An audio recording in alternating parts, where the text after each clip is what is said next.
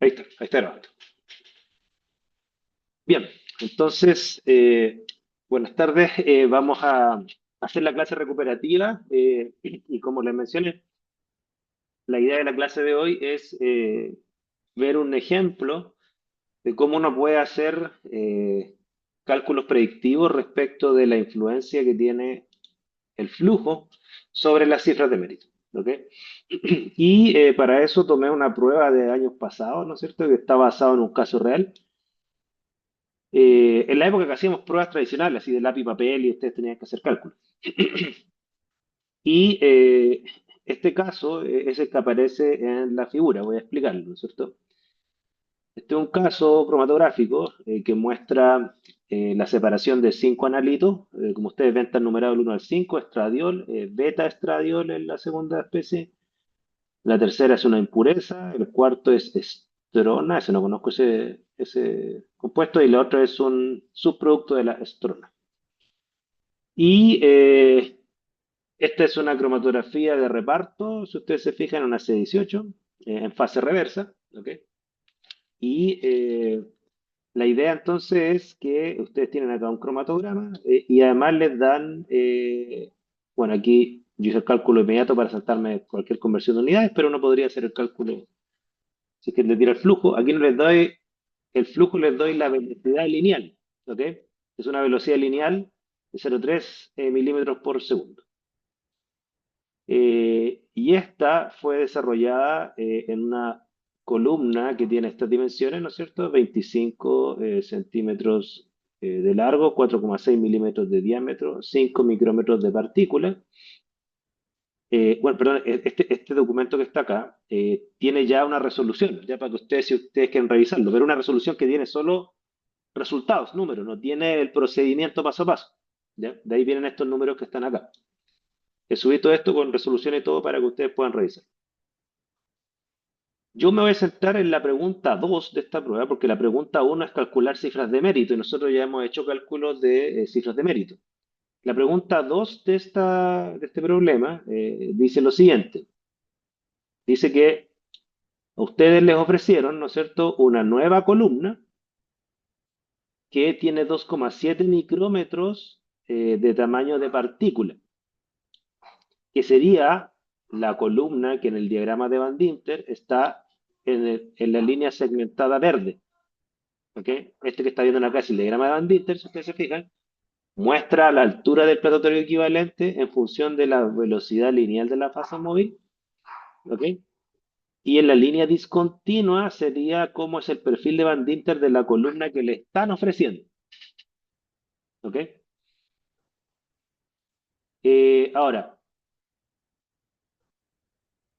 y lo que plantea, ¿no es cierto?, es que usted desea disminuir el tiempo de retención de la última especie de 41,5 minutos, si ustedes se fijan acá, ¿no es cierto? La última especie diluye a 41,5 minutos, si ustedes se fijan. Y lo que propone el problema es que ustedes quieren disminuirla a 4 minutos, ¿no es cierto? En esta nueva columna, ¿ok? O sea, quieren cambiar la columna y además quieren cambiar la velocidad lineal. ¿Se entiende el problema? No sé si estoy siendo suficientemente claro. Y lo que preguntan acá es determinar la velocidad lineal de la fase móvil y la nueva resolución que obtendrían de la pareja 1-2 en estas nuevas condiciones. ¿Por qué la pareja 1-2? Porque se fijan, repito, ustedes quieren, como dice acá, bajar el tiempo de esta última especie. Van a aumentar la velocidad lineal y van a cambiar la columna. Este cromatograma de una columna de 5 micrómetros van a irse a una columna que tiene 2,7 micrómetros de diámetro de partícula y además van a multiplicar la velocidad lineal. ¿Ok? Entonces, eso va a bajar el tiempo de la última especie, sí, pero va a afectar la resolución de la pareja 1-2. Entonces, lo que pregunta el problema ya, pues, ¿cómo quedaría la resolución en esta nueva condición? No sé si estoy siendo suficientemente claro con la explicación del problema. ¿Se entiende, no?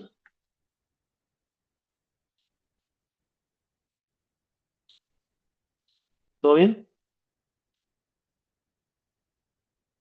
Ok. Súper. Bien. Entonces, como estamos hablando, sería el cambio de dos variables, ¿no es cierto? Una, la velocidad lineal por un lado, y otra es cambiar la columna, y eso implica que van a cambiar el diámetro de partícula.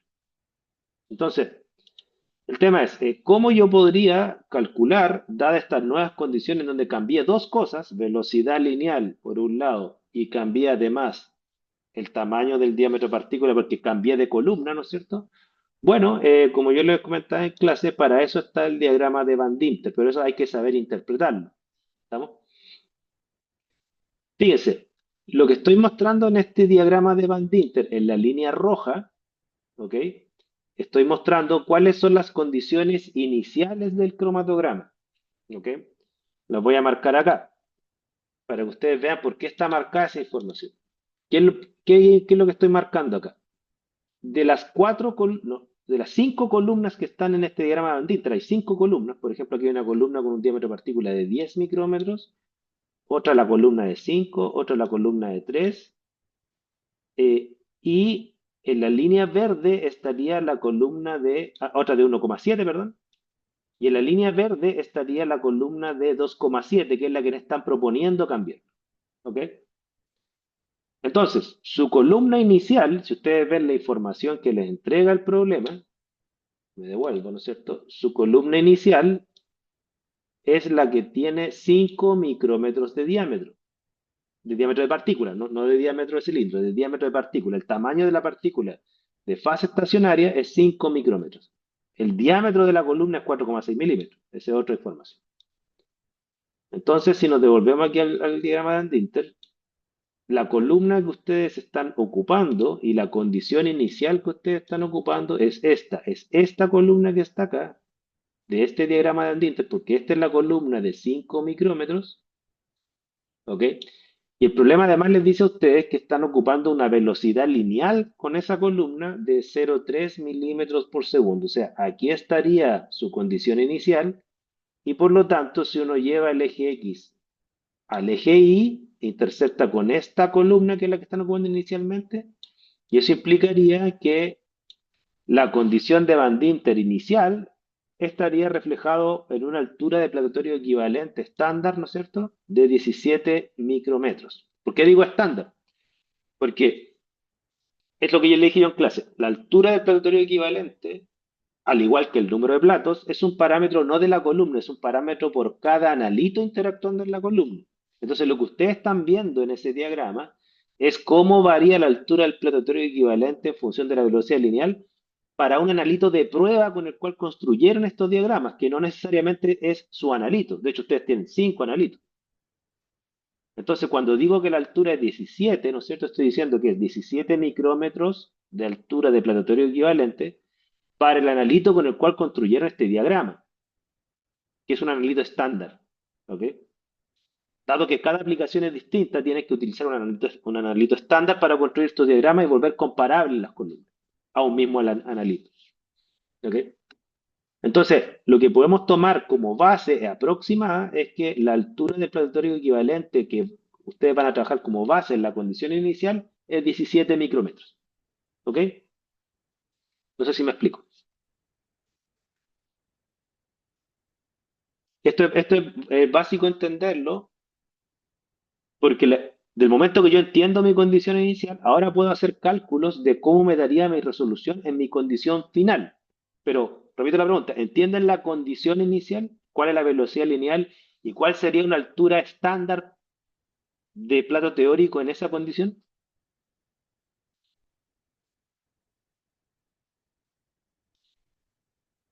Sí.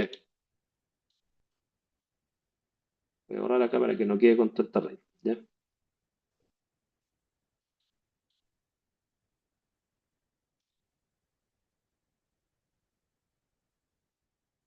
Ok. Entonces, entendiendo eso, ahora hay que entender en este mismo diagrama cuál es la condición final que nos están pidiendo. ¿Ok? La condición final que nos están pidiendo es primero cambiar la columna, o sea, pasar de la columna cuyo diagrama de Van Dinter es el que acabamos de marcar, es decir, pasar de esta columna a esta columna, a la verde. ¿Estamos? Si ustedes se fijan, el cambio de altura de planetario equivalente solo por cambiar la columna es bastante evidente. La curva amarilla que marqué, la de 5 micrómetros, está prácticamente en todo el eje X con una altura de planetario equivalente más alta que la curva en verde.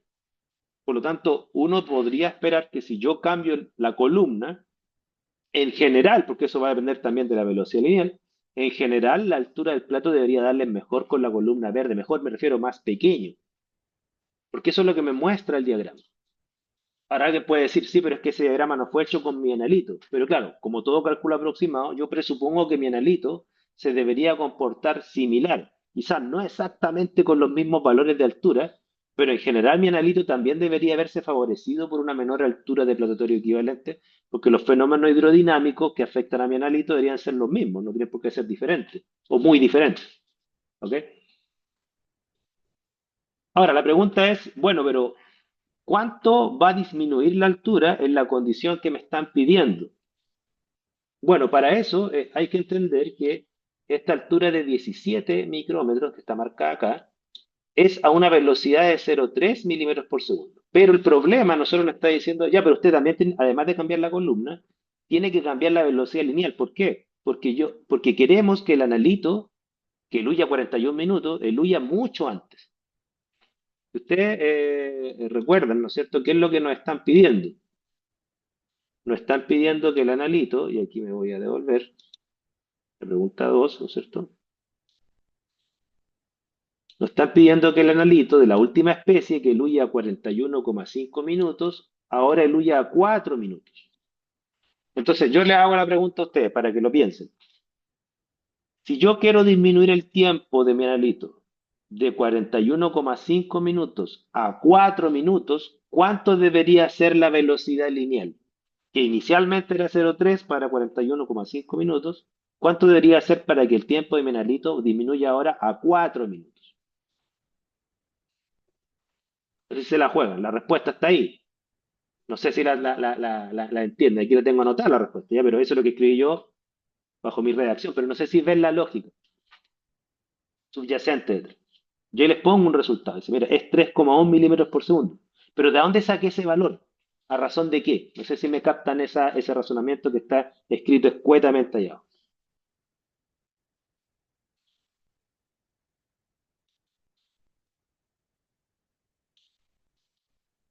¿Entienden lo que está escrito ahí abajo como resolución?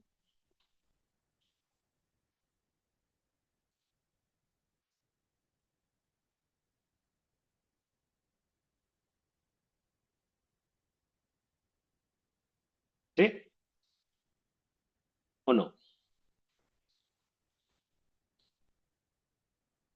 Porque miren, a ver, déjenme. eh, Voy a parar de compartir para explicarles algo.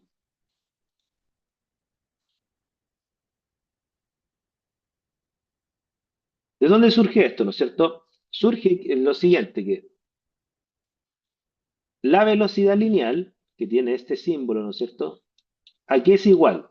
Recordemos, la velocidad lineal va a ser igual a distancia partido por tiempo. Es el largo de la columna partido por tiempo. Estamos hablando de la velocidad lineal de la fase móvil, sería el largo de la columna partido por el tiempo muerto, porque la fase móvil avanza para llenar la columna en el volumen muerto. Ahora, uno podría hacer una cosa que matemáticamente está bien, a pesar que conceptualmente a mí no me gusta del todo, ¿no es cierto? Que dice, mira, yo podría calcular la velocidad lineal no de la fase móvil, sino que de mi analito, por ejemplo, en este caso, es el último analito. El analito, creo que era el 5 o el 4, pensé. A ver, ¿cuál es el número? Es el analito 5, ¿no es cierto? Lo voy a ver acá. La velocidad lineal de mi analito 5, ¿a qué sería igual? Al largo de la columna partido por el tiempo de retención de mi analito 5. ¿Ok? Si lo estoy escribiendo bien. Ustedes podrían calcularlo. Por ejemplo, ustedes dicen ya, la columna, ¿qué largo tiene? Si vamos al problema, la información que nos dan es que la columna tiene un largo de 25 centímetros y un tiempo de 41,5. Es decir, sería 25, estoy escribiéndolo con el mouse esto, por eso me sale tan lento, 25 centímetros dividido por 41,5 minutos. Ya, denme la respuesta, por favor. Esta es la velocidad lineal de mi analito en la condición inicial. ¿Cuánto les da esto? Para que me entiendan de dónde sale el cálculo, por favor.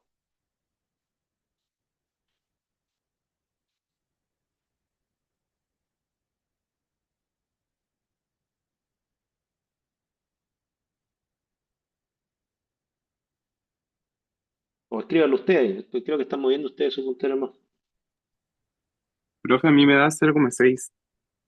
0,6. Entonces esto da 0,6 centímetros por minuto. ¿Ya? Ahora, mire, le voy a pedir lo siguiente. El diagrama de Van Dinter, la unidad que tiene de velocidad lineal, no es en centímetros por minuto, el gráfico está en milímetros por segundo. Entonces, transfórmeme este valor, 0,6 centímetros por segundo, ¿no es cierto? Lo voy a agrandar acá. Transfórmelo en milímetros por segundo. O sea, centímetros pásenlo a milímetros, o sea, multipliquen por 10. Y minuto pásenmelo a segundo, o sea, tienen que dividir por 60.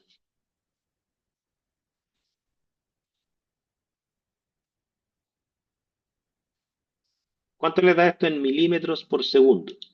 Voy a ponerlo acá. Me da 0,1. 0,1, ¿ya? Ya, este valor es importante para entender lo que estamos calculando. ¿Por qué? Porque fíjense, esta es la velocidad lineal del analito. La velocidad lineal de la fase móvil, ¿cuánto era? De acuerdo al problema, era 0,3 milímetros por segundo. Ya, fíjense, comparen. La velocidad lineal de mi fase móvil es más alta que la velocidad lineal de mi analito. Eso tiene sentido. ¿Por qué? Porque la fase móvil avanza sin retención. En cambio, mi analito avanza reteniéndose. Por eso tiene una velocidad lineal más baja que la de mi fase móvil. No sé si me captan esa lógica. ¿Sí? ¿Me siguen hasta ahí? De hecho, en algunos libros hacen una cosa que, insisto, que matemáticamente está bien, pero a mí no me gusta, ¿no es cierto? Que dicen que la velocidad lineal, voy a escribirlo así, de mi fase, de mi analito, de mi analito, sería igual a la velocidad lineal de mi fase móvil multiplicado por una fracción, dice. ¿Cuál es esa fracción?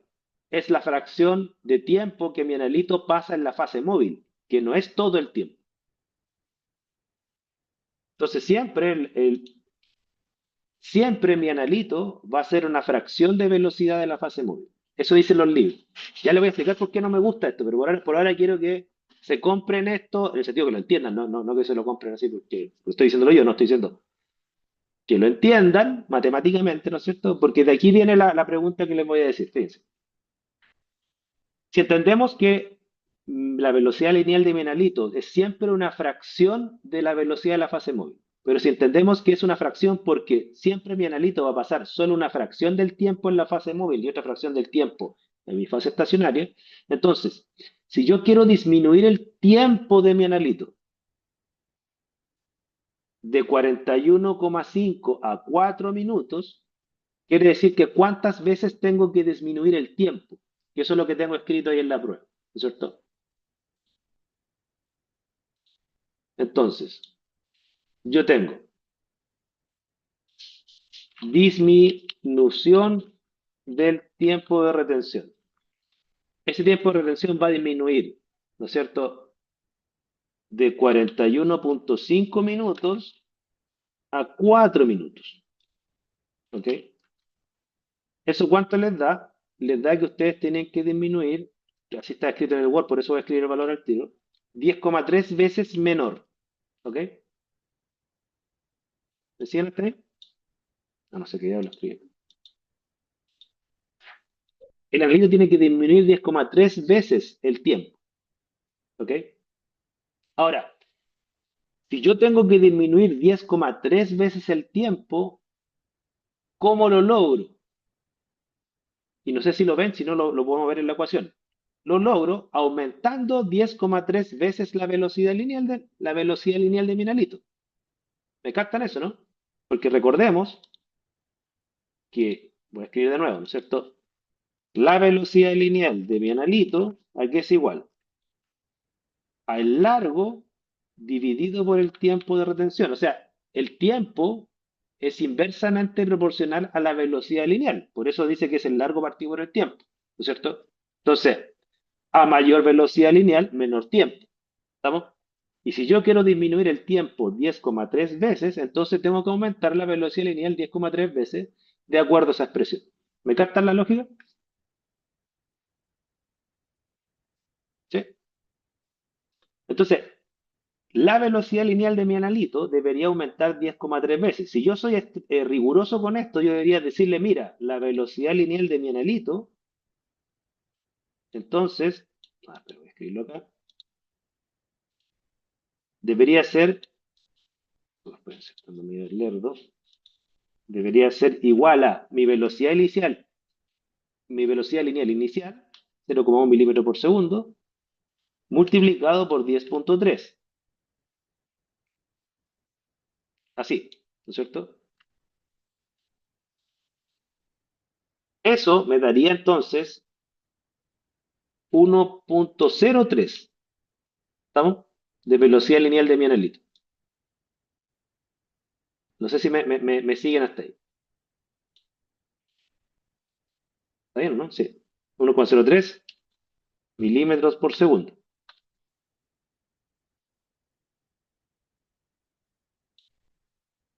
¿Me siguen hasta ahí? Ay, que esta cuestión de pizarra no la sé. Voy a borrar esto. 1,03. Lo que acabo de calcular está bien matemáticamente, pero tiene un pero que no sé si lo están viendo. Lo que yo acabo de calcular es la velocidad lineal que debería tener mi analito. El problema está que yo no controlo la velocidad lineal de mi analito.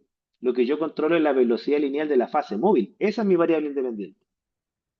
Entonces, ¿cuánto debería valer la velocidad lineal de la fase móvil para que el tiempo de mi analito baje 10,3 veces?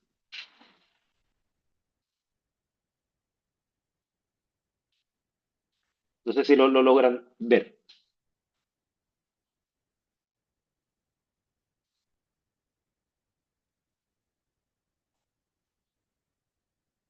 Porque yo necesito saber cómo bajo el tiempo de mi analito de 41,5 a 4 minutos. Yo le digo, aumentate la velocidad lineal del analito desde 0,1 milímetro por segundo a 1,03 milímetros por segundo. Yo diría, ya, súper, pero es que yo no controlo la velocidad lineal de mi analito. Esa no es la variable que yo manejo. La que yo manejo es la velocidad lineal de la fase móvil. Entonces, ¿cuál es la respuesta? ¿De dónde saco cuánto debería valer la velocidad lineal de mi fase móvil para que la velocidad lineal de mi analito sea 1,03 y por lo tanto su tiempo baje de 41,5 a 4? ¿La ven o no? Profe, Ujú.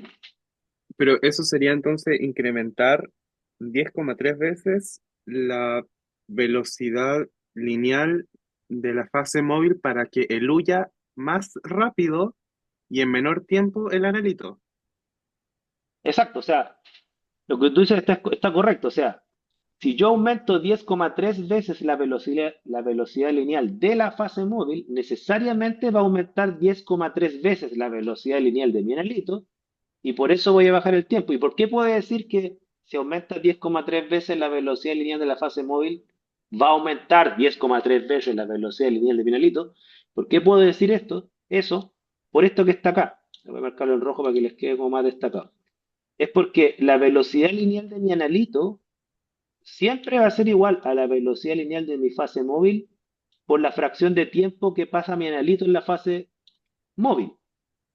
Si yo cambio la velocidad lineal, la fracción de tiempo que va a pasar mi analito en la fase móvil es siempre la misma, es independiente de la velocidad lineal, porque la fracción de tiempo que pasa mi analito en la fase estacionaria y en la fase móvil depende de la afinidad que tiene este, del coeficiente de distribución, dicho de otra forma. ¿No es cierto? Acuérdense que el coeficiente de distribución es la relación que hay de analito entre la fase móvil y la fase estacionaria. ¿Ok? En realidad al revés, entre la fase estacionaria y la fase móvil. Entonces, si yo no he cambiado la termodinámica, la fracción de analito que está en la fase móvil y en la fase estacionaria a un tiempo fijo va a ser siempre la misma, cambie yo o no la velocidad. Entonces, si esto sube 10 veces, perdón, si esto sube 10,3 veces, ¿no es cierto? Necesariamente la velocidad lineal del nivelito también va a subir 10,3 veces. Entonces, toda esta vuelta que me estoy dando es para hacerle la pregunta que a esta altura ya debe ser simple. ¿Cuánto debería valer la velocidad lineal de la fase móvil?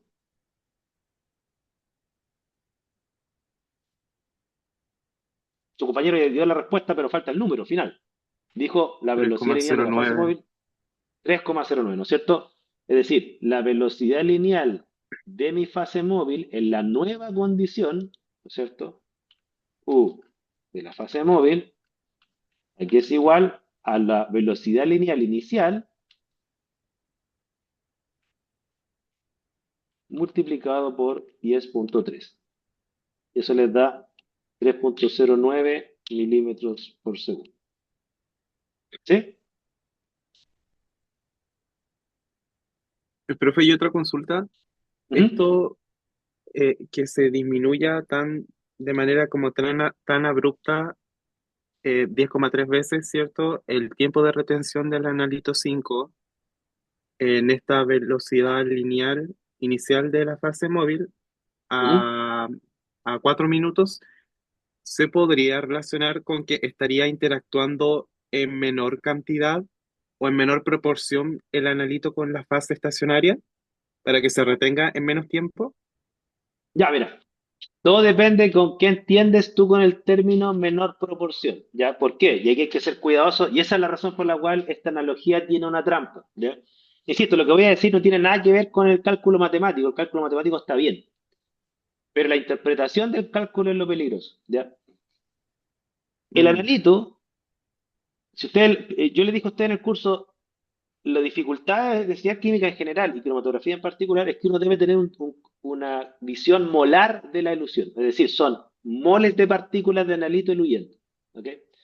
Ahora, siempre va a haber una fracción o una proporción, utilizando tus palabras, de analito en una fase estacionaria y en la fase móvil. Por ejemplo, si yo tomara una fotografía y contara cuántas partículas están retenidas y cuántas están en la fase móvil, esa proporción, ¿no es cierto? ¿De qué va a depender? Va a depender exclusivamente del coeficiente de distribución, o sea, de la termodinámica, en términos molares. Cuando tú incrementas la velocidad lineal, siendo súper así riguroso con el término, tú no alteras esa proporción. Si tú sigues tomando la fotografía, pero a velocidad lineal es más alta, la proporción de partículas arriba y abajo, por así decirlo, fase móvil y fase estacionaria, es la misma. Entonces uno dice, bueno, si es la misma, ¿por qué huye antes? Y aquí viene el término que yo esto lo vi en un paper de educación en química que hablaban de la cromatografía. Dice, mira, hay que entender que a qué velocidad huye el analito.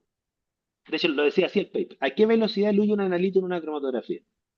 Dice, la creencia dice que el analito eluye a una velocidad lineal menor que la fase móvil. Pero en estricto rigor, el analito siempre eluye a la misma velocidad que la fase móvil. Pero dice, ¿pero cómo? O sea, y lo diría en el tiempo muerto, no diría, si es que pasa eso. Sí, pero es que ¿qué es lo que pasa? Que si el analito está en la fase móvil, esa partícula va a avanzar con la fase móvil a la misma velocidad. El problema está que a veces el analito es retenido y esa velocidad baja a cero. En términos molares, entonces, la velocidad promedio que uno calcula es menor. Pero es menor no porque el analito avance más lento, es porque el analito pasa más tiempo retenido, pero cuando no está retenido, avanza a la misma velocidad que la fase móvil. No sé si me entienden ese pequeño matiz. Entonces, la razón por la cual en general uno ve un pico cromatográfico de forma gaussiana es porque en promedio los analitos son retenidos en la misma proporción durante todo el proceso cromatográfico. ¿Ok? Pero si yo incremento la velocidad de la fase móvil, voy a poner todo invento. Supongo que un cromatograma dura 10 segundos. ¿Ok? Eh, Me refiero a 10 segundos a que el tiempo de retención de mi analito es 10 segundos. Entonces uno dice, ¿de qué dependen esos 10 segundos? Bueno, depende de la velocidad lineal de la fase móvil y depende de cuánto tiempo de esa pasa el analito retenido. Si en esos 10 segundos un analito pasa el 70% retenido o pasa de un 30% retenido, eso va a afectar el tiempo que en promedio le toma en llegar al analito. ¿Ok? Pero en estricto rigor, hablando microscópicamente, todo analito que está en la fase móvil avanza a la misma velocidad que la fase móvil. Pero en términos molares, lo que uno ve es un resultado promedio, entre velocidades altas y cero. No sé si estoy siendo demasiado complicado para explicarlo, pero es un detalle súper súper importante. No sé si ustedes jugaron alguna vez en su vida. Yo cuando era chico tengo este recuerdo así bien infantil de que después que llovía se formaban riachuelos y nosotros hacíamos competencias de barquitos. O sea, uno ponía cualquier cosa que flotara, no eran barcos, a veces ponía un trozo de madera, nomás, un pedazo de papel, lo que sea, y nosotros lo soltábamos. Esas partículas serían análogo al analito que está en la fase móvil, y esas partículas avanzaban a la misma velocidad del riachuelo. Pero ¿cuándo se retenían? Cuando chocaban con un obstáculo. Pero mientras estuvieran en medio del río, por así decirlo, avanzan a la velocidad del río, a la velocidad del caudal. ¿Ok? Entonces, matemáticamente lo que acabamos de hacer está bien, pero en estricto rigor, los analitos no tienen una velocidad lineal distinta a la de la fase móvil. Si uno lo mira como partícula aislada, la velocidad lineal o es cero porque está retenido, o es igual a la velocidad lineal de la fase móvil.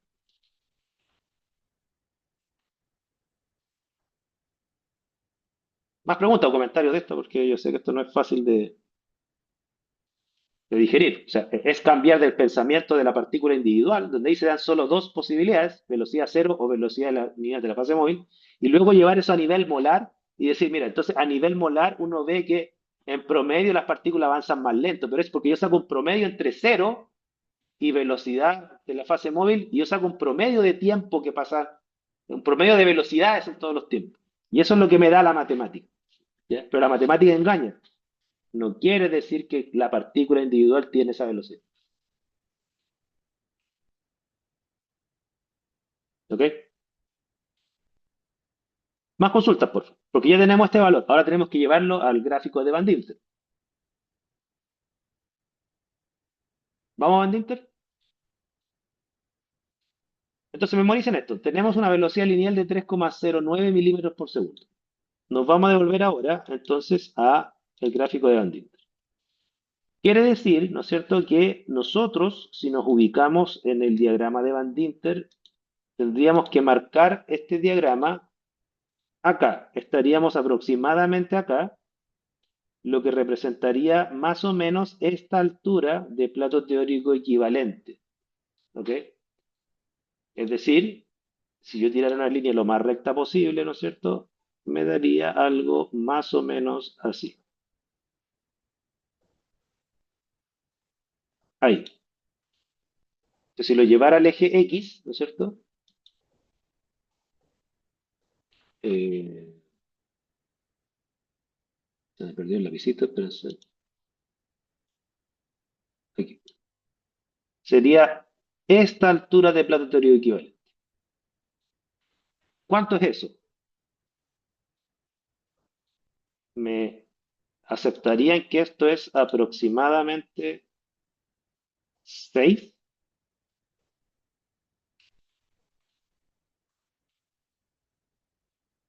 Ponerlo en rojo para que no. ¿Estarían de acuerdo o no? Más o menos.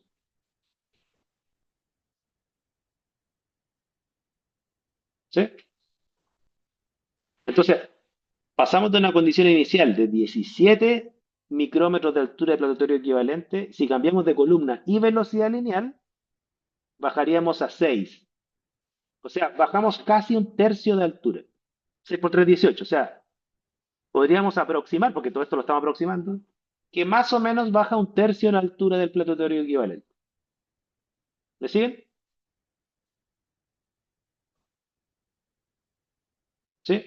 Pasamos de 17 micrómetros, que era la columna inicial de 5, a una velocidad lineal de 0,3, a 6 micrómetros, o una columna de 2,7 micrómetros de tamaño partícula, de una velocidad lineal de 3,9, que la voy a marcar acá. O sea, acá estaría el 3,09, que es el que ustedes acaban de calcular. ¿Ok? Tengan eso en mente. Entonces, si la altura bajó aproximadamente en un tercio, lo vamos a arrendar en un tercio para hacer más fácil los cálculos. Entonces ahí viene la pregunta. Bueno, ¿y cómo me afectaría esto en la resolución? Fíjese, razónenlo cualitativamente. Si yo por el hecho de cambiar columna y velocidad lineal ya tengo estimado en este gráfico que la altura del planetario equivalente disminuye, de hecho disminuye aproximadamente 3 veces, ¿qué debería esperar de la resolución? ¿Que sube o baja?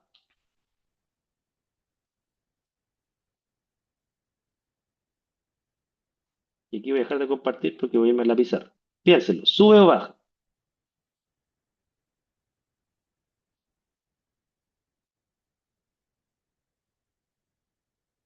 ¿Lo ven o no?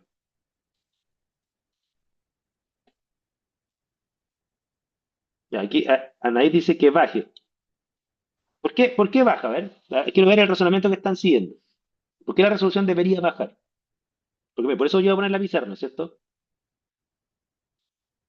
Una pizarra, ¿no es cierto? Entonces uno dice, mira, voy a escribir acá.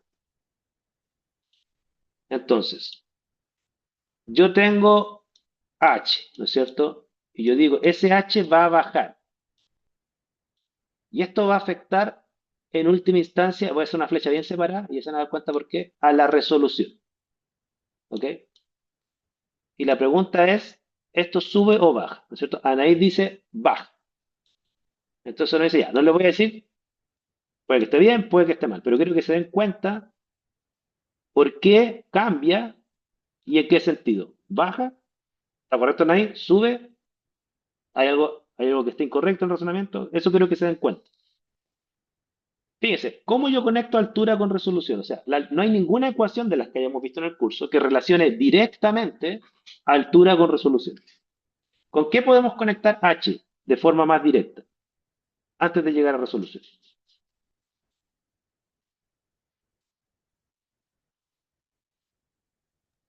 Pues la eficacia.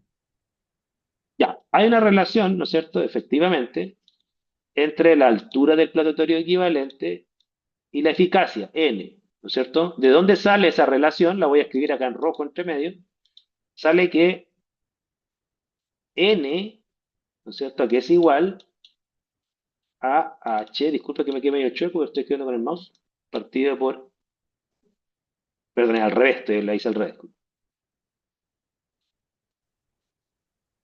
Es igual a L largo partido por H. Entonces, ¿qué es lo que nos dice esto? ¿No es cierto? Que si H baja, porque cambié la velocidad lineal y la columna, H me bajó, entonces necesariamente N va a subir. ¿Ok? Entonces puedo poner acá que si H baja, N sube. ¿Ok? ¿Sí?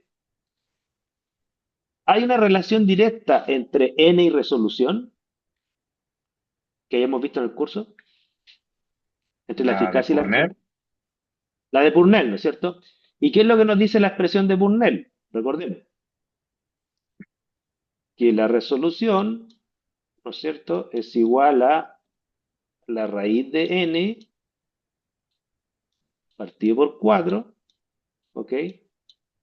Por, esto es lo que estamos discutiendo en la mañana, que nos generó más de un dolor de cabeza. Perdónenme que me demore, pero les repito, estoy escribiendo esto con el mouse lo mejor que puedo. Por la expresión, por el factor de la capacidad que está entre medio, ¿no es cierto? Así, ¿no es cierto? Entonces, ¿qué es lo que nos dice a nosotros esto? Que si n sube, la resolución va a subir. ¿Se fijan? Eso nos dice Purnell, asumiendo que el resto es constante. Pero aquí le anticipo, por eso yo le decía que lo que dicen ahí no es que esté necesariamente errado, es que depende de qué variable estoy cambiando. Si yo cambio una variable que me afecte K y alfa, claro, podría bajar la resolución, ¿ok? Pero como estoy cambiando solo la velocidad lineal, que es una variable física, yo sí puedo decir que para este caso, donde estoy cambiando solo una variable física, esto es constante porque esto depende de variables termodinámicas, dicho de otra forma, depende de las variables de las cuales depende el coeficiente de distribución. Cambiar la velocidad lineal no afecta al coeficiente de distribución. Por lo tanto, todo eso es constante. Y ahí puedo decir, mira, sí, si baja h sube n y si sube n sube la resolución, ¿no es cierto? Porque todo el resto es constante. Entonces, aquí,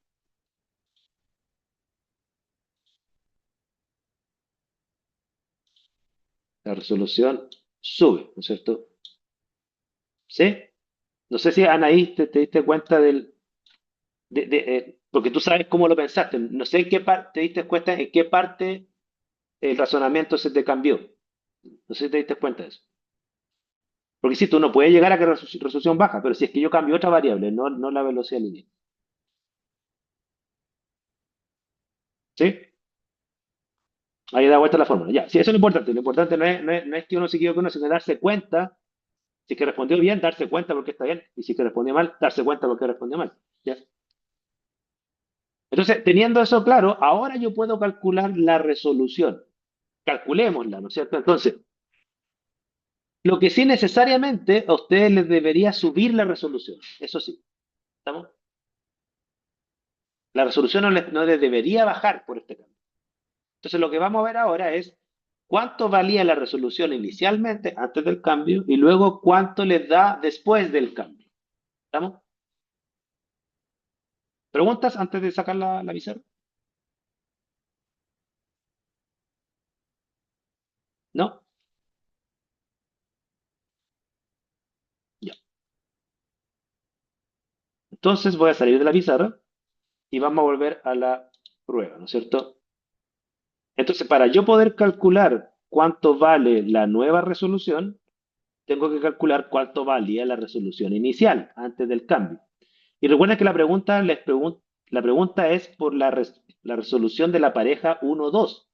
Aquí dice, ¿no es cierto? Determine la velocidad lineal, ya la determinamos, 3,09 de la fase móvil, ¿no es cierto?, para bajar el tiempo, y la nueva resolución de la pareja en estas nuevas condiciones. La pareja 1-2 es esta, ¿no es cierto? Aquí está. Aquí tienen la pareja 1-2. Esta, ¿no es cierto? Ahí está. Ya, ustedes ya saben calcular la resolución. Entonces, díganme cuánto vale la resolución, porque los datos están todos y ni siquiera hay que estimar nada. Les dan los tiempos y los anchos están acá abajo, fíjense. Aquí están los anchos. ¿Estamos? Entonces, dígame, ¿cuánto vale la resolución de la pareja 1-2 en este cromatograma, en la condición inicial? Ustedes ya saben calcularlo con la expresión exacta de resolución, ¿no es cierto? Dos veces la diferencia de los tiempos partido por la suma de los anchos.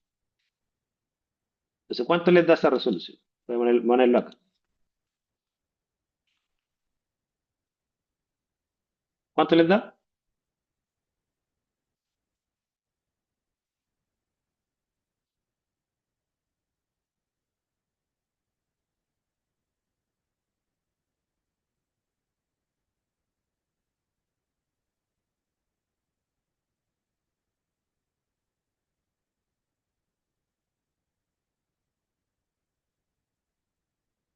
¿Tienen por ahí el valor?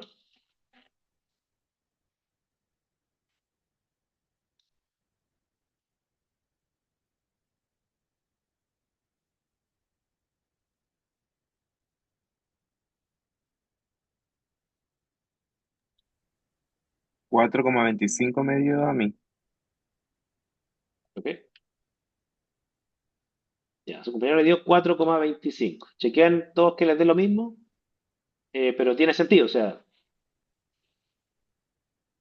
claro, el numerador da sobre 3, ¿no es cierto? Y además está dividido por 0,8, está bien que es sobre 4. 4,25, ¿no es cierto? Eso es lo que da la resolución en la condición inicial.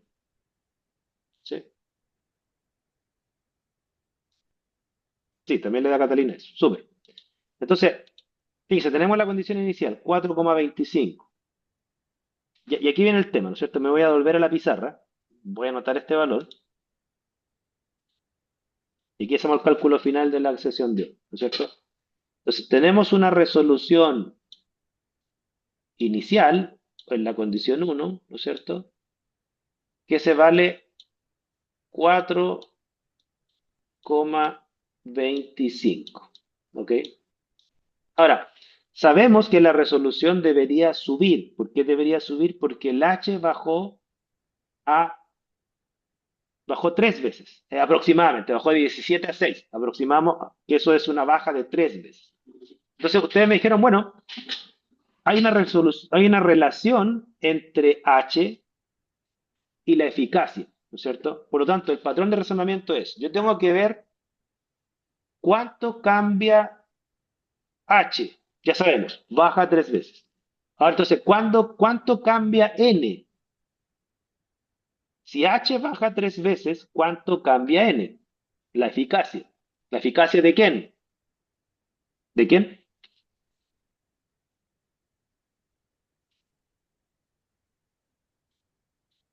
Y se voy a poner aquí. H va de 17 a 6. Todo esto está en micrómetros, ¿ya? Voy a poner aquí, aproximadamente vamos a decir que baja 3 veces. ¿Estamos? Ahora yo les digo ya, pero tenemos que calcular la nueva resolución. ¿Y cómo era el patrón? Si yo sé cuánto baja H, yo sé cuánto sube N, y si sé cuánto sube N, sé cuánto sube la resolución. Entonces, lo que ustedes deberían decirme es cuánto sube N. Pero ¿cuál es el problema? ¿Qué les falta para hacer el cálculo? Baja H 3 veces, sube N 3 veces, y por lo tanto la resolución sube algo que vamos a calcular. ¿Qué les falta como dato para hacer ese cálculo?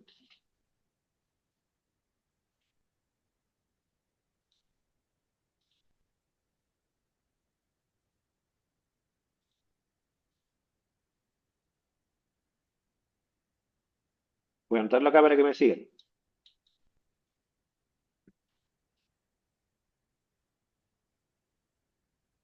N sube 3 veces, ¿no es cierto?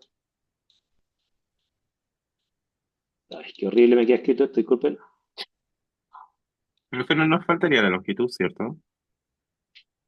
La longitud de la columna la ¿O sería tenemos. la misma? Que sería los 250 milímetros, ¿no? Claro, porque tú solo cambiaste el diámetro de partícula de la columna, no su largo. Mm. Entonces el largo es el mismo. Ya te sigo. Entonces tú dices, necesito el largo. Ok. Entonces, uno dice, mira, ¿cuánto cuánto subió el nuevo n? ¿Cuánto valía inicialmente y cuánto vale ahora? ¿Me siguen o no? Podríamos calcularlo, su compañero ya de la pista, con el largo, ¿no es cierto? Entonces uno dice, mira, el n en la condición inicial, ¿cuánto era?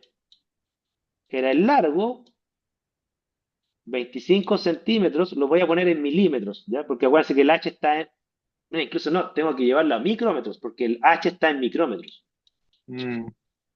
¿ya? Son 25 centímetros. Llevado a micrómetros, hagan el cálculo. Milímetro, 10 a la menos 3. Micrómetro, 10 a la menos 6. Centímetro, 10 a la menos 2. o sea, 25 centímetros, 10 a la menos 2, llevado al micrómetro, que es 10 a la menos 6, quiere decir que hay un factor de 10 elevado a 4. O sea, este 25 debería tener 4 ceros. Ahí les da micrómetros el largo. ¿Ok? Son 250.000 micrómetros. Exactamente, eso es lo que escribí justo yo ahí. Ese sería el largo, ¿no es cierto? Y esto está dividido por el h inicial. El h inicial eran, ya pongamos el valor exacto, 17 micrómetros. Entonces, ¿cuánto les da el n inicial? 14.705. Las columnas de cromatografía tienen ese nivel de platos teóricos, no se extrañen. 14.000, 100.000. Vamos a ver que las columnas de cromatografía gaseosa tienen a veces 1.000.000 de platos. 14.700, ¿eso me dijeron? Sí. Sí, 705. Ya, vamos a dejarlo hasta 705 tal como ustedes escriben, ¿no es cierto? ¿Ok? ¿Por qué es importante este valor?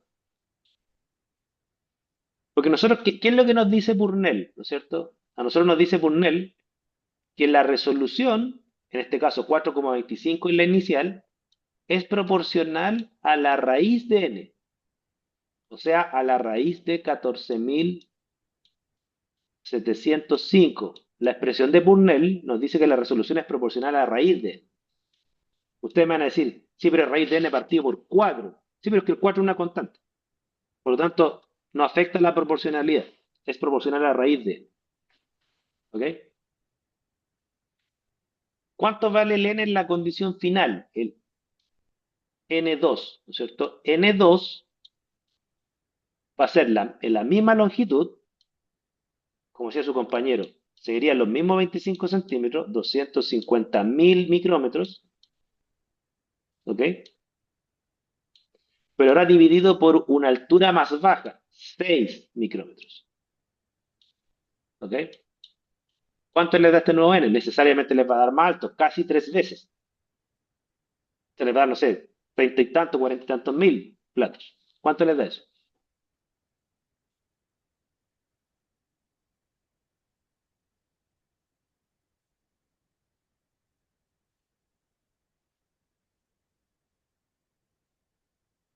¿Cuánto les da esto? 41.606, ya sube. 41.666. Ya, ahí están los platos finales. Con eso estamos listos, nos queda solamente un paso. ¿Cuál sería el paso final? Ahora que tenemos los platos iniciales y los platos finales, ¿no es cierto? Vamos a completar la regla de 3. Voy a borrar esto para hacerlo aquí mismo, ¿no es cierto? Entonces nosotros, ¿qué es lo que sabemos? Que la resolución inicial, 4,25, que sale del cromatograma, es a raíz de los platos iniciales, 14.705, como la resolución final, en la condición 2, ¿no es cierto? A ver, se me quedó todo horrible. Resolución, ¿verdad? Como la resolución en la condición 2, ¿no es cierto? Que esa es mi incógnita, es a los nuevos platos. ¿Cuántos son los nuevos platos? Raíz de 4, 1, 6, 6, 6. Y ahí tiene la regla de 3. Necesariamente la resolución les va a dar más alta. Calcúlenla. ¿Cuánto les da?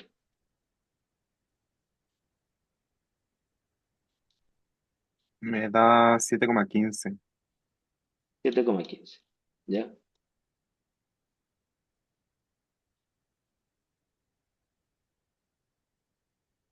7,15. ¿Estamos?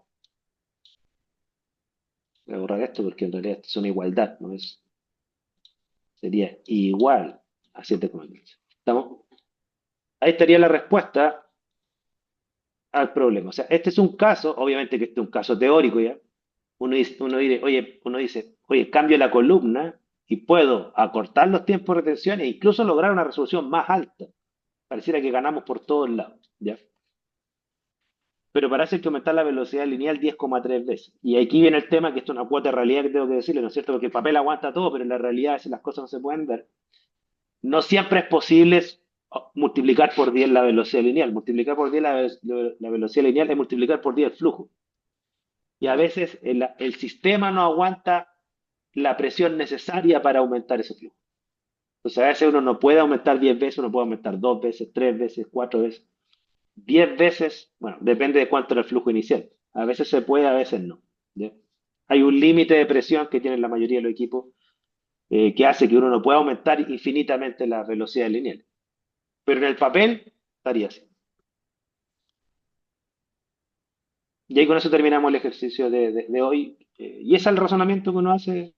O sea, no estoy mirando menos, es complicado hacer todo esto, no digo que es fácil, ¿ya? Digo, no es más que ese tiempo. ¿Ya? Si ustedes se dan cuenta, es un razonamiento que implica que velocidad lineal está relacionado con h a través de Purnell, h está relacionado con n a través de la expresión del prototipo equivalente, con el largo de la columna, y n está relacionado con resolución a partir de Purnell. Y ahí podemos hacer los cálculos. Consultas, comentarios.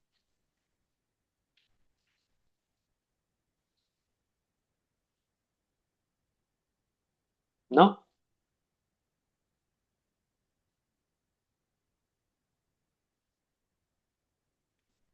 ¿Estamos? Bien.